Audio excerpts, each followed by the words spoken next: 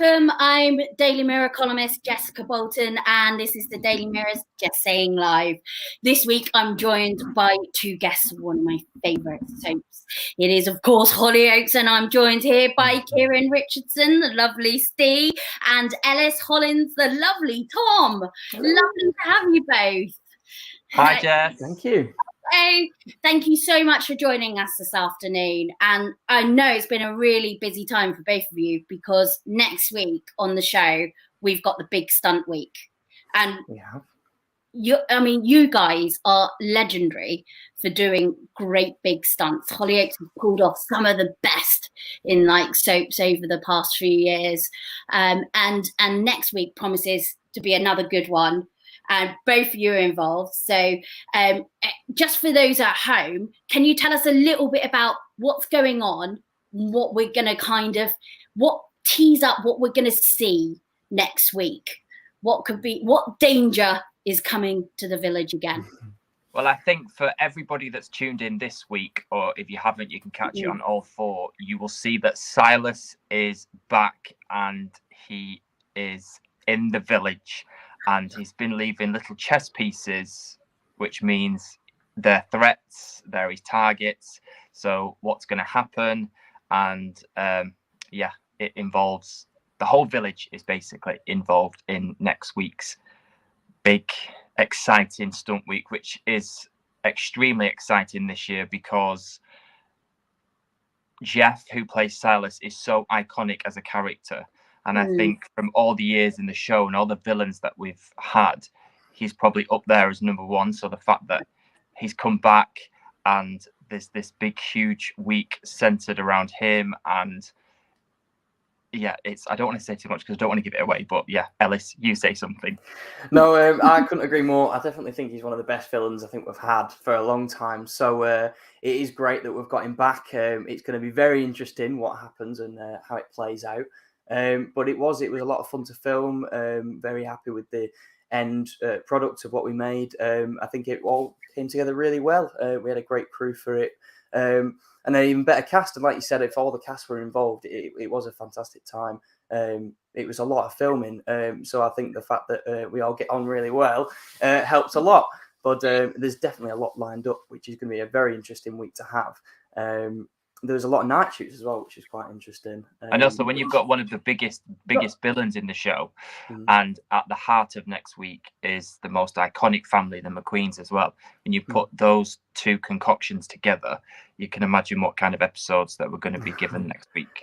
It's going to be some big stuff. And just for those watching, we're going to be leading up to the big Hollyoaks Carnival. And of course, you can't have a nice big event in Hollyoaks without it being a disaster. So there's some people aren't probably going to make it. We don't know. We're expecting fireworks. Literally, we're going to see a few sort of explosions and things like that going off. We're not, I don't think people are going to be safe, are they? It's not going to be a good night at the carnival. Is that fair to say? Definitely not safe. I'm surprised there's not a wedding happening because normally they end in disaster as well. But it's definitely not a wedding. It's the art department and the design team, everyone, the work that has gone into what they've done to the village this week, which I'm sure you'll see, is sensational. We was literally walking around with our mouths wide open at the props and all the stunt team and everybody together. The way the village looks, which you'll see next week, is beautiful, amazing. And we've got a little clip actually coming up, but before we go there, we've got a question here from Kirsty Sutherland who's saying, how many takes did it take to do the Ste and James fight scene? That was on last week. I see loads of clips on social media and people trying to recreate it, which is amazing. So it took about 6 hours for us to do, and we had a stunt coordinator, and when we got the scripts and we spoke to the director, they wanted it to be a little bit like, in Bridget Jones's Diary, where they have the fight scene and they fall through the window. So we tried to recreate that. So as you can see, the fight was silly, and that's the way it was supposed to be. It wasn't supposed to be, an aggressive fight. It was just Ste and James in a rough you're right. It's exactly that Bridget Jones style fight between of them. It's exactly what it's like, isn't it? So, and whilst we're on the subject of James, obviously we're going to see Ste get a little bit of good luck in the love department, but only a little bit of good luck in the love department for next week. Can't say anything about what giving away, but we might see a little bit of development in whether Ste and James are going to get together again, and it's coming up. But we've got a little clip here of after you had set a date together, and you're in a very charming outfit that you're wearing, Kieron. Enjoy. Oh, you look divine. Don't tell me you're waiting for James. I'm meeting him 4 o'clock. And don't think I didn't spot your little meddling. What can I say? I'm an old romantic at heart. And I knew you'd have a thing for the whole showman gather. Does James have a thing for clowns? Yeah, he mentioned it once. And I'm usually, pretty open-minded about that kind of thing, but he is a bit weird, isn't he? Oh, yeah. He is weird. Hey, look. When you find someone that you should be with, you don't let them go. Don't worry. I'll never let go. Titanic reference there at the end. I'll never let go. That is brilliant. I think that a Titanic reference. I thought it was. I love it. I love it. And Ellis, you didn't get off much lighter in the old fancy dress department either. We got the lovely clown outfit over here. Ellis, I think we've got a little shot with you in as well, which shows us later on in the carnival. Later on, so here you go. At least you get to be an astronaut. That's a bit cooler. Well, I did quite like the fact that I was an astronaut. I was orange, so it was my favourite colour, so I'm winning there. But it misses the helmet in that shot, which was arguably the best point of it. I do believe we have shots with the helmet as well coming up. Really, so, brilliant. Yeah. But no, it was really, really good to wear, to be honest. They had to get a different one in because we're using pyrotechnics. So they didn't want the suit to set on fire. So I think it was originally... I can't remember what material it was, but then they changed it to cotton. So I ended up trying a few different ones on. So it was really fun. There was a good number of different outfits, which were really nice. I would have loved to take one home for this Halloween, but that's another story altogether. Were you not allowed to take one? No, just in case. They don't trust me. But, just in case, yeah. What was really nice as well about the whole thing was Liana was who's doing all the makeup design on it. She was incredible, and it was obviously it's COVID restrictions have settled a little bit, so we've got a lot more background artists, and they were all dressed up. It was amazing to see the makeup team and what they'd done to not just the main artist, but the when you look at the backup shots as well, everybody looks sensational. It's a full team effort. It does look like it is. I mean, everybody from the clips we've seen, everyone the fantastic outfits and makeup, like you say. Look, you just touched on there what I was going to say about it is the first sort of time since COVID where it has relaxed a little bit more, hasn't it? I know you have already done some stunts since COVID and the pandemic, and you've been able to do them. But this time, I know exactly what you're saying. You're really going for it. Has it been good to feel back in that position where you can do that again? I think the show's known for this time of year and the stunts, and we've won so many awards from doing it. And even if you watch last year's in the restrictions with COVID and how successful that was, the explosion at Salon d'Eté when we lost Marnie, I wasn't in it, and I was watching it at home being like, oh, and that's what they did with restrictions. So now they've been let loose, the whole team, and I've seen little bits without saying too much, but I haven't seen the big moment be as big as what you're about to see next week.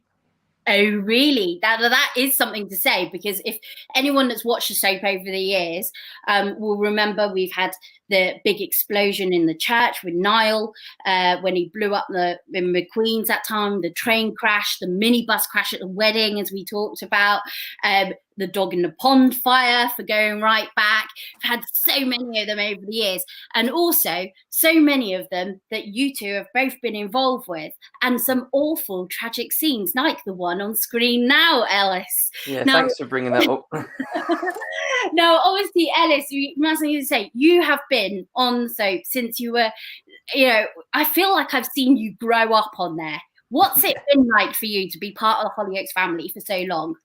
I mean, obviously, without saying too much, it is been a privilege to spend, 20 years, I think it's almost now, with such an amazing cast and crew, which, don't get me wrong, is ever changing, but it allows for, I don't know, really good opportunities for new people to come in. You're constantly working with different people. It's great.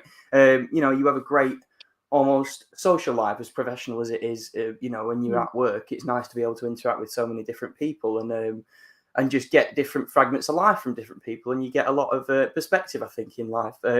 It's been I don't know, my eyes have been opened in a certain way because of this job, I believe. So I'm very lucky to have had this job for so long, because you do usually get it where you get a child actor and they might recast them when they get a bit older. So again, I have been very lucky, but it has been a great experience so far. I've made some great friends from it, done some great storylines, as you can probably see, that arguably people cannot forget about. And I think that is what makes this Stunt Week coming up so big, because everything that we've done, as good as it's been, hasn't been as big as this. And I think, I'm just saying that's the big turning point, I think, for this week. That's what you've got to look out for. Like Kieron's saying, there is moments in it that are very big, and I think hard to compare to certain things we've done on the show before.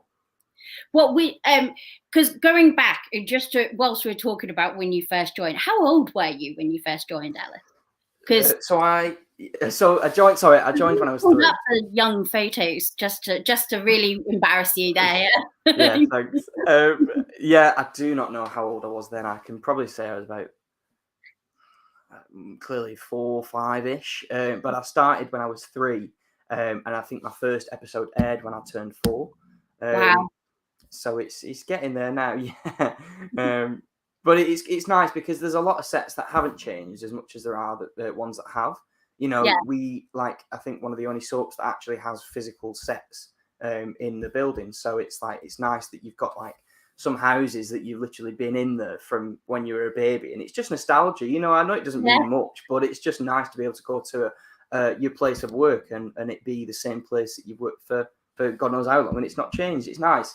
There's a fella at work who's spent, I think he's got his 40th anniversary at work. He's leaving do, and that just goes to show how long some people stay there for, and it's crazy to see people go after spending so long there. I don't know. It's a great experience, but I can't believe them pictures though. That is terrible. I mean, we did feel like you saw you grow up, and you've won a number of awards for being like a young actor on the soap and everything like that over the years. And is it difficult for you now to sort of make that transition into being an adult actor? Because I'll be telling you, your picture desk sent me one of your mirror selfies that you've done, and I thought, I can't use a gym type of Elliss, because I feel like I've been you since you were a little toddler.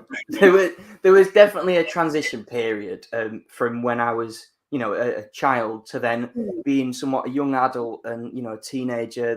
The line definitely blurred. I think even maybe the writers didn't really know what to write me as someone a bit older, someone a bit more mature, or, still more of a child. So I think it's now that I've properly settled into my role as an adult, being the busybody that is Tom.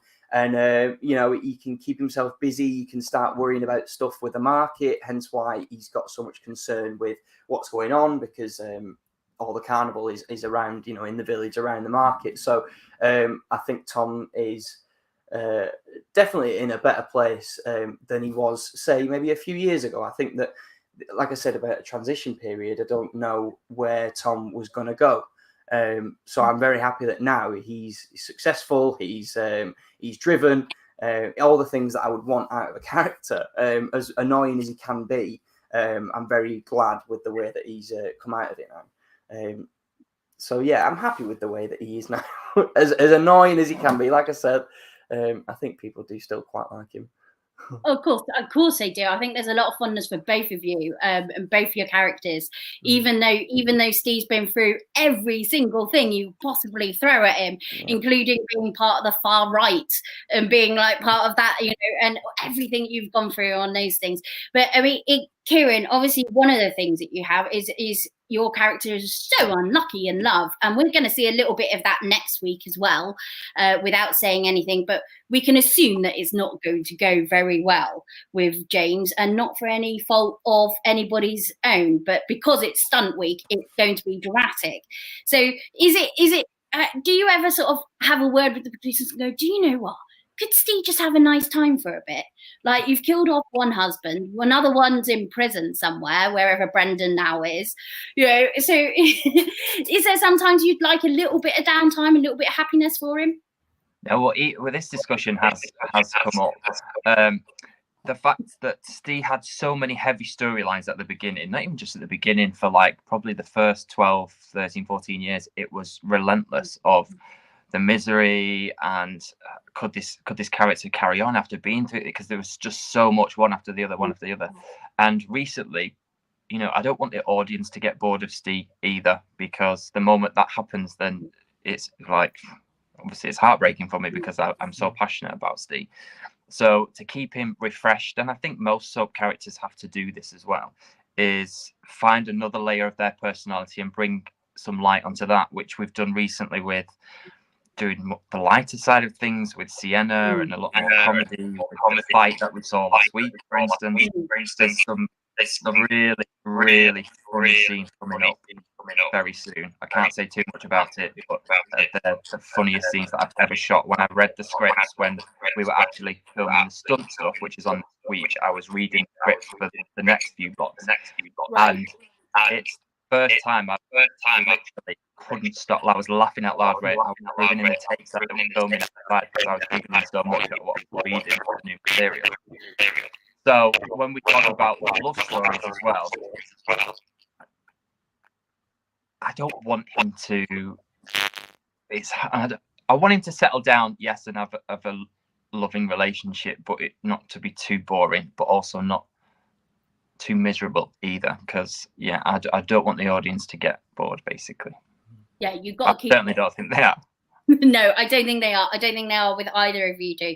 It's like we've got a message here from Amanda James, who said she loves James and Steve together. I really hope that they have some happiness together eventually. Only been 20 months in the making, which is so true.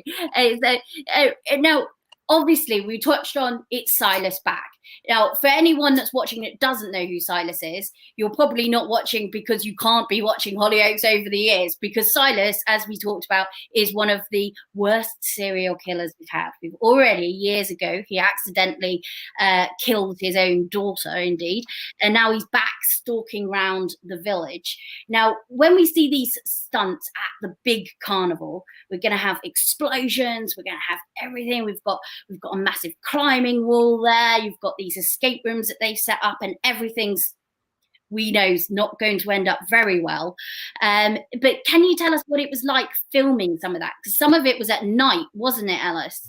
I think you had to do a lot of the night shoots. Is that right? Yeah. So I think it was about 3 weeks of nights. I think it was probably about 5 days in the week. But I had the Monday, Tuesday, Wednesday for 3 weeks in a row.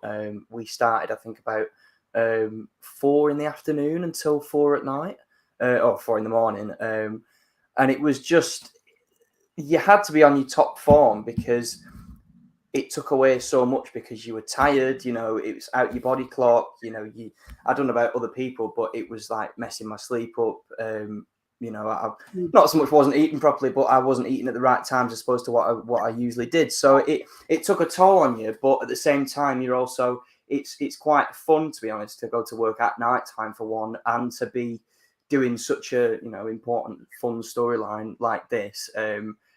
Having like Diane, Alex Fletcher's character there as like comedy relief with me. We had some really nice bits, and again, just being involved in something like that is really motivating anyway. So to be up so late and for it to be quite draining is worth it in the end.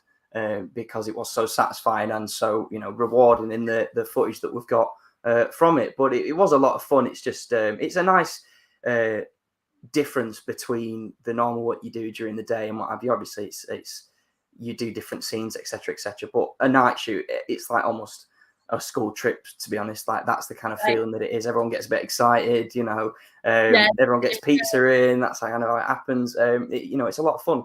So I don't think that that the cons outweigh the pros in terms of that. I think that it's a lot of fun on the nights. I bet it is. We've got a little clip of at the carnival before the mayhem starts, where you're there at the night time, and perhaps we're going to show that little clip now so we can see you in all your glory of the outfit.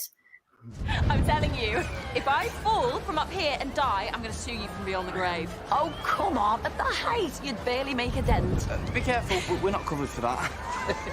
It looks like you could use a bit of help, Governor.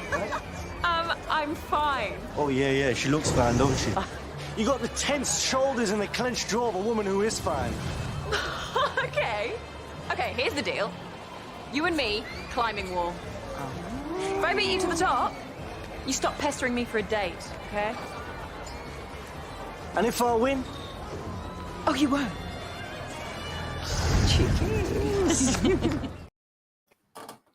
Now, shortly afterwards, when mayhem starts, I'm not giving anything away because we see a glimpse of this in the trailer, but Tom gets caught right in the explosion, doesn't he? I think we've got a still of the action moment. We got a still of the action shot to show you here, where you're thrown through the air. Oh, brilliant! Look at those curls. Brilliant. Now, obviously, what was it like when you film scenes like this, and how do you film the scene like this? Do you got a bit of anyone doing this, helping you with this? Yeah. So obviously, it's not as real as it looks there. It is fabricated somewhat. I did have a stunt double, which is always fun. As much as I'd love to do my own stunts, I think obviously by the looks of it, I needed someone else to do that instead of me. But yeah, I had a stunt double and he had a curly wig, and it's always the case. It's quite funny. But yeah, he had the big job of obviously falling back after the explosion. And the part I did where we filmed head on and I fall out of shot, and I think you might see my legs fly up and that's it. And then it obviously cuts back to him falling back and what have you. I think my AirPod's dying. Hang on. So he basically does all the important stuff, which is a bit gutting, but it's still fun to film. That is what I'm referring to in terms of like one of the biggest things I think we've done in terms of this explosion. It's quite crazy how large it is and on a literal scale. How big it is, and I don't know. It's very, very good.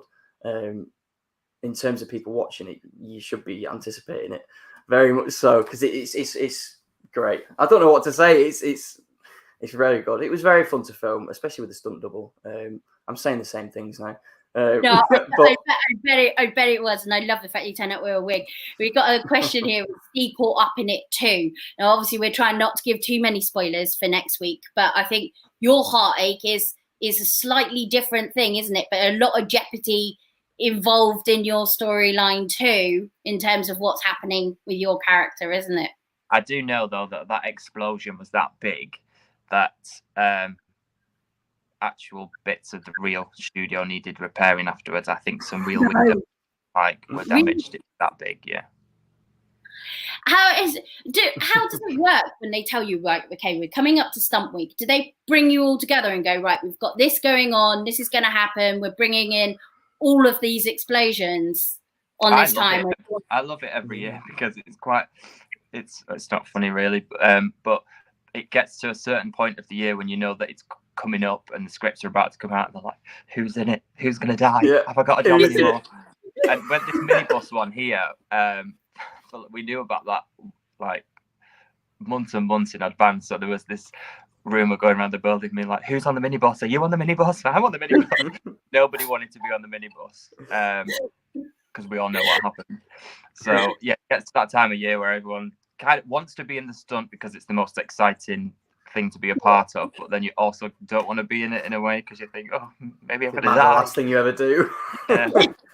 It's like, you're going to enjoy this, you're going to be the main part of it, but then you're going to die. So yeah, I mean, obviously, going back to this minibus one, which was the double wedding, and obviously that was your character's daughter's fault for the whole thing by running out in the road, wasn't it? Didn't it? It was little Layla, wasn't it? Ran out. Leah, I'm saying wrong. Ran out in front of the bus, caused all this mayhem. Obviously, it was, you know, you were on the floor in this one. I think we got a shot of you being blown up to bits. I was just going through, having a look at all the times you two have both been either blown up or you were in the school, Tom, obviously, or you've been involved in a serious major incident.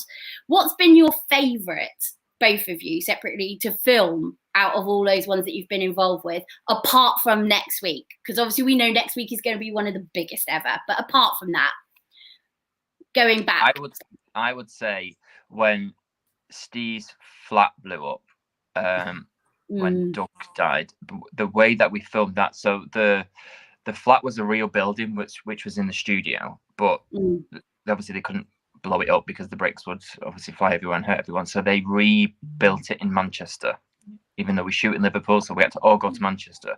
So it was it was weird visually to think I'm in Manchester but I'm at work, because it's the same building in a different location, so it's so bizarre.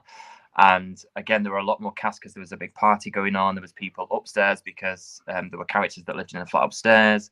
And then they put us on wires. And then when the bomb went off, these guys like yanked these wires and we went flying in the air and then crashed into a foam wall, which had the wallpaper on. So it looked like a wall, but it was just foam. Then there was it was visually supposed to feel and show what it looked like in a bomb. So they had these big blower things that they put next to our faces, and they put it on a high speed, so our cheeks wobbled. The vibrations of what happens when you're in a bomb. It was, the attention to detail was amazing, and I think we won an award for that one actually. And it was directed by Paul Reardon, who's still with us now, and yeah, he's an amazing director. So that's my favourite. Was that one of the times when you were like, okay, one of us is going to die? It's either Ste or Doug. It's either Ste or Doug. Which one's it going to be? It's my Doug. Yeah. Please not me. What about you, Ellis? What has been your favourite one that you've done over the years? I mean, Tom has been kidnapped so many times. And to be fair, I think one of the stunts that I enjoyed filming the most, I wasn't as heavily involved in as probably some of the others, was when Niall died. When he fell off the cliffside. I really enjoyed filming that. It was me, him, Carly Stenson, and obviously pretty much just the crew. It was pretty much just us, I think. And we stayed in this cottage. It was supposed to be in Scotland, but I think we filmed it just under Mount Snowdon.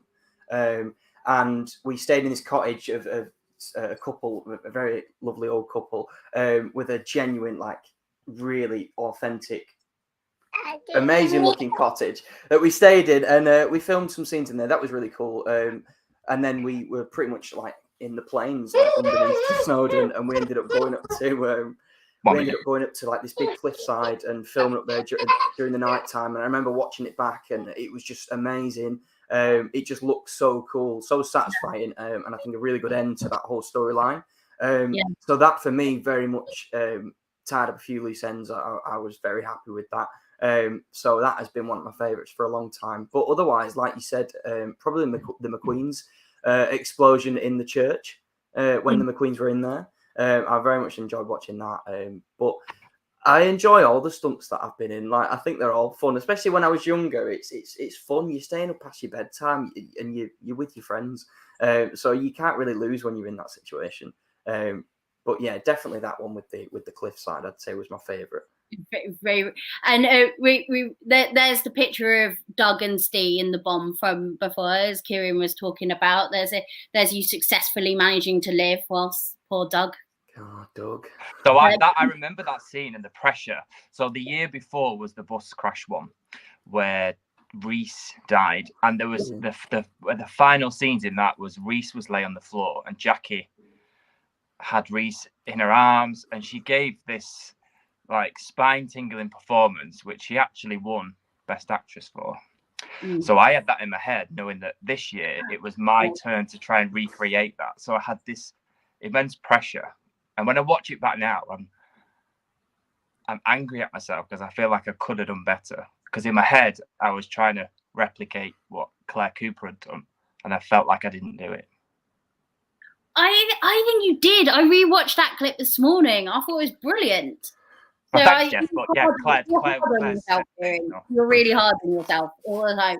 It's like, and talking about how you get in that emotion of that moment. I mean, Elliss, when we saw you, like we shown the picture a couple of times before, when you're like that early scene we remember when you were so little, and you're having to bring on the tears and everything like that. So if you're standing over Max after he's had to push you out of the way of the car. And here you are. You say, how did you do that? And when you're looking back at that, you must be really proud at how good you were at that age. Well, okay, so it obviously takes time and effort to then be able to cry in scenes. Don't get me wrong. You know, there've been other scenes where I've had to do it, and it's taken me, you know, a lot of rehearsing with my mum the night before and what have you, and then you sleep on it and do it again in the morning. But with this stunt, I remember because it was Matt Littler's last day, I'm pretty sure that was the day that we filmed it, on his last day. And we had Brian Kirkwood, the producer at the time, sat on a curb, literally just out of shot, with my mum. And they were both crying their eyes out because they were sad to see Matt go. And I'm at the age that I am, and I think I'm about 8 at that point. It's just so sad. I hardly would have ever seen my mum cry, and you know, other people, everyone that like I kind of care about is just getting really upset. So that's why I'm crying my eyes out, because I was so upset that to see other people crying, I actually am crying. So that's a legit one.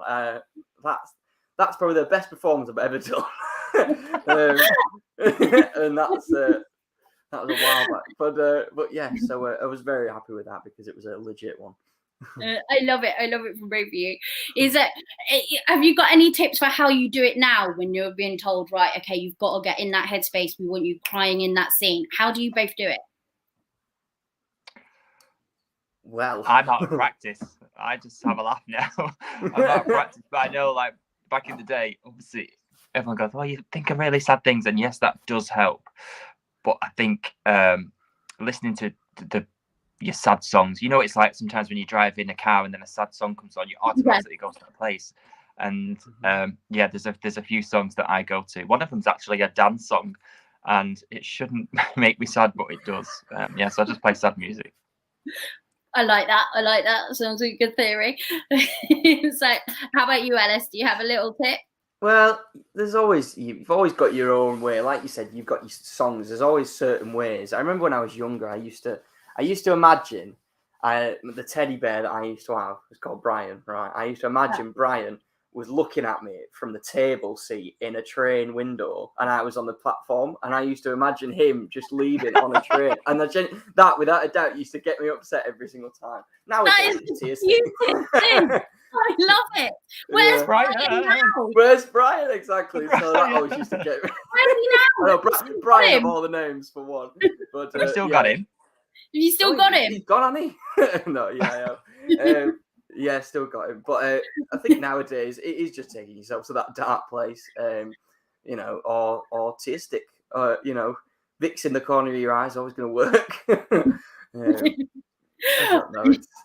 It depends, really, like how much you can, I suppose, relate to the scene, or like put yourself in a position where you can relate to the stuff in that scene. So, you know, as opposed to if you've never been through that, you've got to make that research to know how that feels to be in that position. Obviously, that's part of your job as an actor, but you know, you can go in it sometimes having, you know, knowing how that feels. You know, if someone's done something in a scene and it's like you can relate to that, obviously you can start bringing a bit of your own thoughts and feelings to that, which I think would make that a bit realer and could maybe, you know, help you with getting upset. You know what the hardest thing to cry on filming a single camera show? So obviously you see one scene and it might be 2 minutes long, and you just watch it. And in other shows there'll be multi-camera because it's in a studio, so they could film it all at once. But with us, we shoot one scene probably 10, 15, 20 times. So when you've got a crime one, that first take that you do, you have to match then to every angle that they put the camera. So if you've got like one tear there at a certain line, then another tear on another line, you've got to try and match your tears on the lines that they dropped. But sometimes you'll do it and then you go, oh, you got to go again. The tear dropped for the wrong guy on the wrong line. You're like, what? I'm breaking my heart. Come over here and do it. So, gosh, I never really thought of that. That's because when you almost together, otherwise it wouldn't match. You'd have a tear here and not one there, and it should be there. Not one there. Which and I know years ago, someone said to me like, one of the reasons why a lot of Hollyoaks former casts have gone on and done well in the States is because you're a single camera show, because you've got that experience. It's not like a film, which is, you know, different to some of the other soaps. And now Hollyoaks is on Hulu as well, obviously. So it's showing over there and a lot of people watching it and talking about the big stunts that you guys do. Have either of you ever sort of wanted to go and do that sort of, you know, take a little break for a little while and go and do the pilot season thing? Because I know like a lot of your former cast members have that you're friendly with. Like Jamie's been and done it, obviously Ricky. Well, there's always that. Yeah, I'm just going to say there's always that, you know, not so much temptation, but, you know, you always wonder what else there could be. But at the same time, you also can't forget how good you have it at the, you know, the time being. I can't have lucky stars for this job. So it's, you know, it'd have to be something life-changing to really, I think, turn my head kind of thing. But otherwise, yeah, I'm happy. Yeah, you don't want to go and do the American thing, like go and try that side of things for a few months. No. I don't think they'd be able to understand me. Can you do an American accent, Ellis? No, man. No way. Good. I'm terrible at accents, so I wouldn't know anyway. But like, yeah, that's pretty good to me. Yeah, stick to D Valley. Well, I mean, obviously, at the moment, both of you have been. How long have you been there, Kieron? You've been. It's 17 years now. Yeah, nearly as long. And like you're like sort of stalwarts of the soap. Do a lot of the younger, or sorry, not younger, but newer, I should say, people look up to you and ask you advice? I think some people don't come in and actually watch it. I think people come for the role, so I don't think it's always the case where people kind of understand the legacy of some certain actors. So it's like they might just come in and they just see actors at, you know, at the forefront. That is what they are. You know, it's just a group of actors in terms of we have no idea how long they've been here, etc., etc. To be fair, the cast that we get in, they could teach us a thing or two. Maybe not you at least, but like Billy. That's just left last night's episode, I think, who played Sid. You know, he's amazing and incredible. He doesn't need to come to me and ask advice. I'm looking at him being like, how did you do that? So yeah, the cast that we're getting in are just sensational. So I don't think they're not looking at us, maybe behavior wise, to know, like, it's always instilled in us from, you know, practicing. You've got to know your lines and turn up on time and, you know, don't ring in 6. And yes, I feel like we're in a good place with the cast that we've got. Yeah. And what would you like to happen to both of your characters? Have you got a dream storyline in mind? And have you already dropped some hints with the producers? Yeah.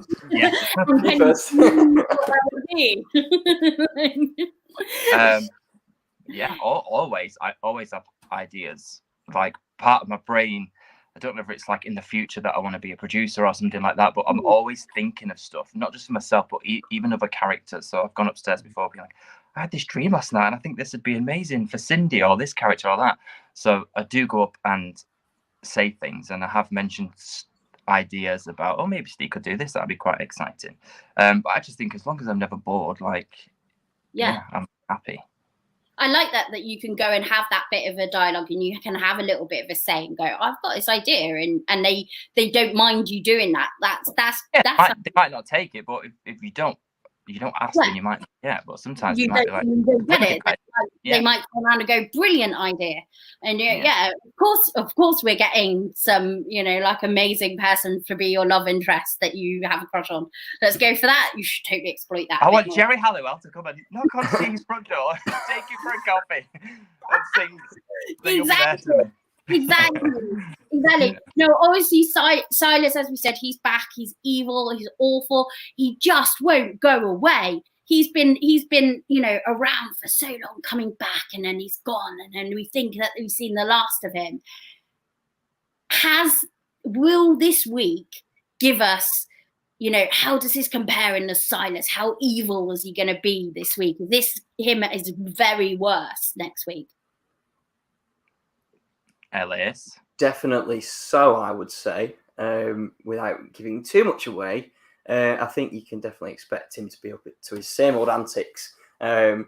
He had his obsessions, I think, when he first came with certain people, and I think that they'll be playing on that a lot more when he does come back. So I think there's certain people to look out for and hope the best for that they make it through the week. But yes, definitely he's bringing his A game. Yes, And listen, he killed his own daughter, so if he can do that, nobody's safe. Exactly. But I know we're sort of teasing things, but I know we can say not everyone's going to make it to the end of the week. So there's some people who are in danger, and we've talked about how you always hope it's not you. Now, is there a way? Is there anything that you do to try and make sure of that? I think I've asked you this before, Kieron, when it was, do you go and speak to them and go, butter them up, say, look, please don't kill me off yet? Is there a way to make sure you're not the victim? No, there's not. I think if the story fits and the story's right, then they're just going to go for it. I think as much as I've just said, turn up on time and know your lines and stuff, you could be the most professional actor in the world or the best actor, but sometimes if the story fits, then as we've seen in the past, nobody's safe. No one's safe at all. And I love the fact that your suit had to be a certain amount of flame retardant as well, Elliss. Honestly, it's funny because I was just thinking about that as you've said that, it was 100% polyester, and then they had to change it into 100% cotton because it would have just set on fire instantly, apparently. So they had to change that aspect about it. But I'm glad you brought that back up so I can talk about it again. But yeah, I love it because it's like, oh, okay, so you just gave me a suit that was could have gone straight up in flames. Right. Yeah. Let's maybe change it. Yeah, if we've got time. Was it time for contract negotiations not going well or something? Yeah, I think it's a bit of a hint when they're giving you a flammable outfit, isn't it? Bit of a like, we might have got Vorder Tom here, wear this outfit. You're like, have a nice life. It could have been nasty. Have you? My final question to you, because we're obviously all, it's going to be such an amazing week. I'm looking forward to it. I can't wait to see how big it is because I've watched all the stunts over the years and they've been amazing so far. So if this is bigger than all of them, it's going to be great stuff. So, but what has been your scariest moment on set filming? Have you ever had like a slip up or a near time or one of these times when you're doing all these crazy stunts over the years where you thought, that was a bit close? There must be one. Be one. I think, any time that they do any kind of explosion or something like that, I remember the very first one that I was a witness of was the dog in the pond. It was 2006 or 7 or something like that. And the whole building was there to watch it because I don't think there'd been a stunt for quite a while before that. So all the cast came, producers, writers, everybody was there to watch the moment that the pub exploded, but they kept stressing, it's going to be really loud. Do not scream. And I remember it going, and I got quite a high-pitched scream, and I couldn't hold it in. So I just remember thinking, I've just ruined this, like, however much this has cost. I've just ruined it by going, ah! So I was terrified, not of the bike. Obviously, I was petrified of that, but thinking, maybe I've just lost my job in the first couple of days of being here. Like, we've just spent all of our budget blowing up It's the the pub. moment, you know, when it's coming and you're like, they're going to press the button in a minute, they're going to detonate any minute, and you're like waiting, and then it just took me by surprise on the screen. Well, you obviously got away with it. And could you hear it on the show in the end? No. No. You're very, very lucky. That was a close shave. I imagine. Because I think it was Ricky Whittle, wasn't it? He had a glass, or someone smashed a glass on his head at that, and the lighter dropped and went on the flames, and it went. So if you heard it, I would have got it. But it's Ricky Whittle. Blame him. I remember that one where because they had the phone that was ringing from inside the body bag. I think was possibly one of the most haunting things I've ever seen in a soap, and I still remember that. And when people say, I'll say like, yeah, but Hollyoaks did this, and they had the phone ringing from inside, and you just think, oh my gosh. So yeah, I mean, that is when we talk about legendary stunts, you know, that's the kind of legacy you guys have, which is brilliant. So I'm definitely looking forward to next week. It's been a pleasure to talk to you all about this. Is there anything else you can tell me or tease me just before we go about what we're going to see? When you think it's over, it's not. Definitely. What all your favorite stunts or what you've ever seen. That's my favorite one. That's my favorite one. There's going to be a little bit for everybody on this one. I think. I don't think it's not just one moment that's going to get celebrated, because there's so many things that happen. I like it. Thank you very much, guys. It's been an absolute pleasure to talk to you both. Thank you, Kieron. Thank you, Ellis. Thank you. All right, and thank you everyone for listening. All right, and can't wait to watch it next week. Obviously, it's Channel 4, 6:30 p.m, E4, 7 p.m. every night next week. All right, thank you. Bye. Thank you. See you later.